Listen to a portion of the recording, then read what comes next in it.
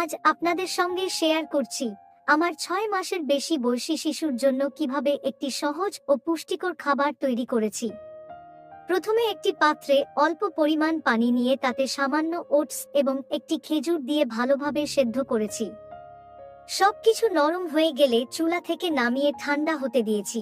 ৬ মাসের বেশি বয়সী শিশুর জন্য খেজুরের উপকারিতা ৬ মাস পূর্ণ হওয়ার পর চিকিৎসকের পরামর্শ অনুযায়ী পরিপূরক খাবার শুরু করলে অল্প পরিমাণে ভালোভাবে সেদ্ধ বা নরম করে ব্লেন্ড করা খেজুর শিশুকে দেওয়া যেতে পারে।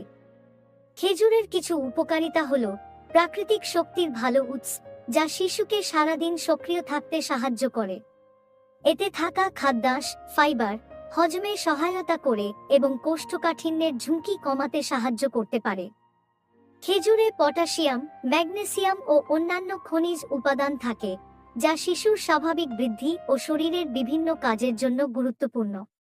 এতে অ্যান্টিঅক্সিডেন্ট রয়েছে, যা শরীরের কোষকে সুরক্ষা দিতে সাহায্য করে। প্রাকৃতিকভাবে মিষ্টি হওয়ায় অতিরিক্ত চিনি ছাড়াই শিশুর খাবারে স্বাদ যোগ করা যায়। মনে রাখবেন, প্রথমবার খেজুর খাওয়ানোর সময় অল্প পরিমাণে দিন এবং ২-৩ দিন শিশুর কোনো অ্যালার্জি বা অসুবিধা হচ্ছে কিনা তা লক্ষ্য করুন।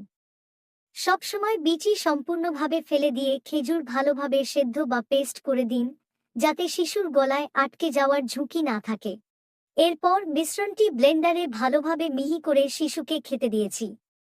৬ মাসের বেশি বয়সী শিশুর জন্য নতুন খাবার শুরু করার সময় অবশ্যই শিশুর বয়স ও প্রয়োজন অনুযায়ী এবং চিকিৎসকের পরামর্শ মেনে খাবার দিন।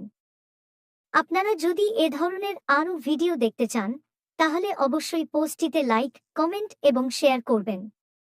আপনাদের ভালোবাসা ও উৎসাহই আমাকে নতুন নতুন ভিডিও নিয়ে আসতে অনুপ্রাণিত করে।